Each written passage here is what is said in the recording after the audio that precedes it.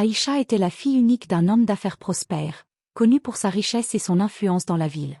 Son père, protecteur à l'extrême, avait toujours veillé à ce qu'elle ne sorte pas sans surveillance, et il était impensable pour lui qu'elle ait un petit ami avant le mariage.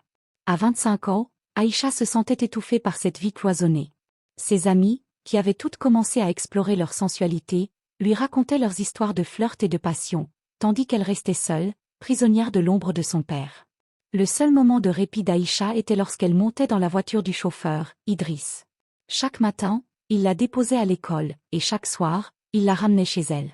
Au fil des mois, une amitié s'était tissée entre eux, marquée par des échanges de sourires et des regards complices.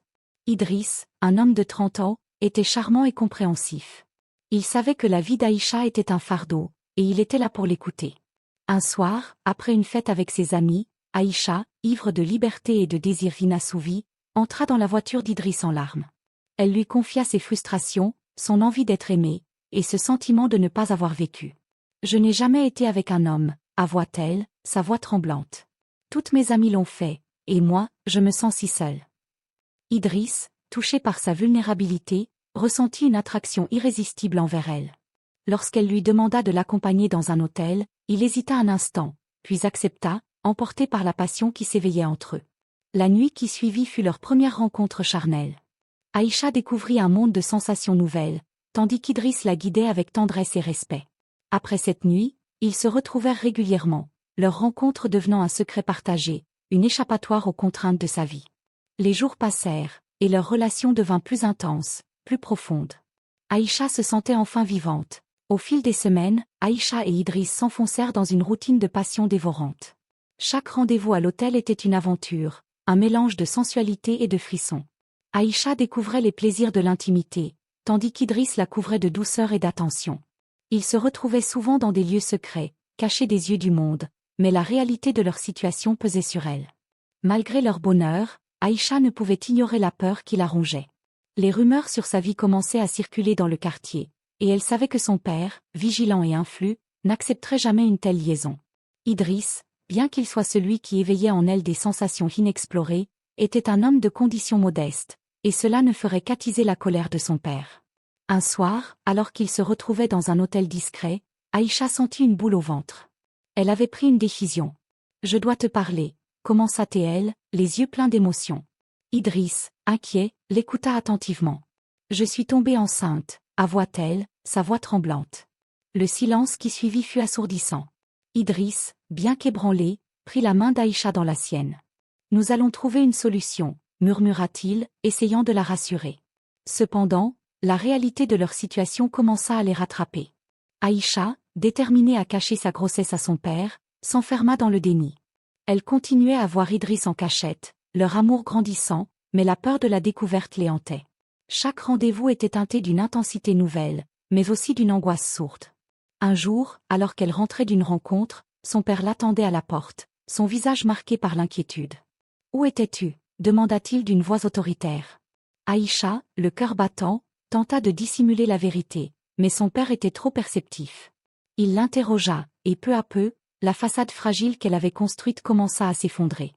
Le regard perçant de son père, mêlé à une colère sourde, fit trembler Aïcha. « Je sais que tu me caches quelque chose, » dit-il, sa voix grondante. Elle sentit son cœur s'emballer. En un instant, elle savait qu'elle devait choisir entre la vérité et la protection de son amour. Finalement, Aïcha céda à la pression. Elle avoua tout à son père, sa relation avec Idriss, ses rencontres secrètes, surtout, sa grossesse. La réaction de son père fut immédiate. Son visage se transforma, passant de l'inquiétude à une rage dévastatrice. « Comment as-tu pu, Aïcha » s'écria-t-il, sa voix trahissant la déception et la colère. « Ce chauffeur n'est qu'un homme du peuple, il n'est pas digne de toi. » Aïcha, le cœur lourd, tenta de défendre Idriss. « Il m'aime, papa. Il m'a fait découvrir des choses que je n'aurais jamais connues autrement. Je veux l'épouser. » Mais son père, aveuglé par sa rage, ne voulait rien entendre. Il lui assura qu'il ne permettrait jamais une telle union et qu'il allait immédiatement renvoyer Idriss. La tension monta d'un cran alors que le père d'Aïcha convoqua Idriss. Lors de cette confrontation, la colère de son père explosa. Idriss, bien qu'angoissé, tenta de garder son calme. « Je l'aime, monsieur. Je suis prêt à prendre mes responsabilités », affirma-t-il. Mais les mots de son père étaient comme des dagues. Tu es un homme du peuple et tu ne mérites pas ma fille. En entendant ces mots, Aïcha ressentit un mélange de désespoir et de détermination. Elle savait que son père ne comprendrait jamais. Elle s'interposa entre les deux hommes, décidée à défendre son amour. Je ne veux pas que tu le renvoies, papa. Je suis prête à me battre pour lui. L'atmosphère devint chargée de tension, et la pièce résonna de leur confrontation. Face à la colère de son père, elle se tenait ferme, le cœur battant. Je suis une adulte, papa. J'ai le droit de choisir avec qui je veux être. Idriss m'aime, et je l'aime aussi.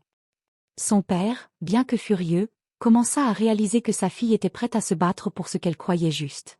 Aïcha, dans une impulsion désespérée, décida de quitter la maison familiale. Si tu ne peux pas accepter Idriss, alors je partirai avec lui, déclara-t-elle, son regard déterminé. Cette déclaration fit l'effet d'une bombe. Le père d'Aïcha, choqué, se rendit compte qu'il risquait de perdre sa fille. Après un moment de silence, il se tourna vers Idriss, qui observait la scène, son cœur en proie à une tempête d'émotions. « Que as-tu à dire pour défendre ton amour, chauffeur ?» demanda-t-il, le ton toujours menaçant. Idriss, conscient de l'enjeu, prit une profonde inspiration. « Monsieur, je sais que je ne suis pas de votre statut, mais je suis prêt à tout pour Aïcha. Je l'aime sincèrement, et je vais m'occuper d'elle. Je lui donnerai tout ce que j'ai. » Ces mots résonnèrent dans la pièce, et Aïcha sentit une étincelle d'espoir. Son père, bien qu'encore réticent, commença à céder face à la détermination d'Aïcha et à la sincérité d'Idriss. Après un moment de réflexion, il lâcha un soupir lourd. « Je ne peux pas vous forcer à vous séparer. Mais sachez que cela ne sera pas facile. Mon respect et mon soutien ne viendront pas facilement. » Aïcha, soulagée, se précipita dans les bras d'Idriss, le cœur débordant de joie. « Merci, papa », murmura-t-elle, reconnaissante. Idriss, bien qu'encore nerveux, comprit que cette victoire était le début d'un long chemin. Leur amour, fortifié par cette épreuve, allait maintenant devoir faire face aux défis du monde extérieur. Les jours qui suivirent furent une période d'adaptation. Aïcha et Idriss durent naviguer à travers les préjugés et les regards des approbateurs. Mais ensemble, ils construisirent leur bonheur, trouvant des moyens de surmonter les obstacles. Aïcha se révéla être une femme forte et indépendante, tandis qu'Idriss devint un partenaire aimant et respectueux. Finalement, leur amour triompha des difficultés. Aïcha, pleine de détermination, et Idriss, avec son dévouement, parvinrent à établir une nouvelle vie, prouvant que l'amour pouvait surmonter toutes les barrières, même celles de la richesse et du statut social.